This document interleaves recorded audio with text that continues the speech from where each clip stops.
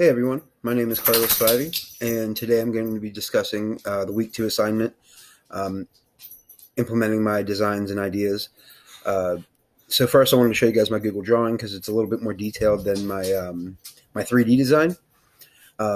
Here we can see the walkthrough viewing area. This exhibit is meant to be viewed from as many angles as possible. This is housing an American Kestrel. It's a walk-through free flight aviary, and here you can see the walk-through viewing area. This we'll get into more detail about that when we look at the 3D rendering. But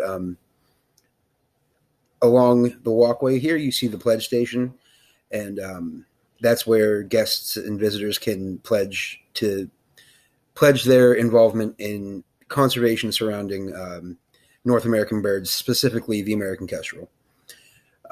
They will walk through there and pass through to the exit. Here we'll have the nesting area and the native tree elements. Here we have the native plant exhibit. There's also going to be like a cave. I'll show you guys that in the 3D rendering as well. The creek element, and then the open field for feeding and enrichment. On the ends here, we have the veterinary clinic and the feeding and husbandry station. This is more behind the scenes. You can't really see that through the walk-through viewing areas. But we'll go ahead and get on over to my 3D display. So here we can see a little bit more detailed. The transparent sections are the walkthrough, and this is marked by netting. So it's netted off, but you can still completely see the exhibit. And behind the scenes are the areas that we discussed before. These black boxes are the entrances and the exits. Here, this green box is the pledge station. And then getting into it, we have the native tree design. We have the cave system / native plant design, but there weren't any models for native plants. The creek design, and this is like a little, kind of like a hideaway, just like the cave is, but this is going to also provide enrichment and different care, and it'll provide the opportunity for the animals, well, for the kestrels to take part in natural behaviors.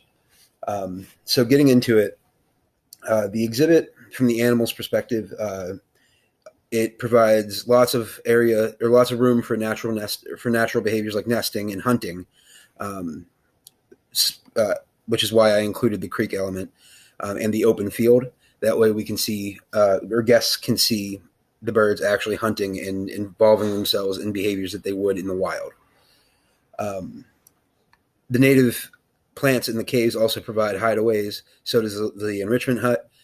And then moving on for the zookeeper perspective, we have the husbandry station / feeding station and the veterinary clinic. This gives the handlers some privacy, so they're not constantly in view of the guests. But when they are, the guests can experience the day-to-day care and maintenance that they provide. But when they're not, they do have the privacy that they need to get what they need to do done. And I feel like this provides ample space for both uses, all three uses really.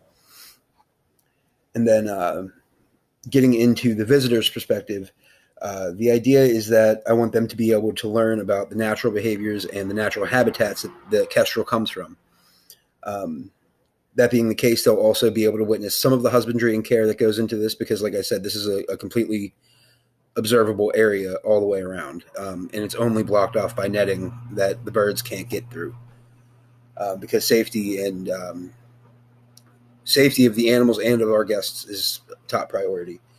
And I also want to push home the conservation aspect of things with the pledge station. So when they get here, they have the opportunity to sign and pledge that they'll dedicate part of their time and maybe even some money or whatever it is that they can afford to give to efforts in conservation surrounding the American kestrel and North American birds.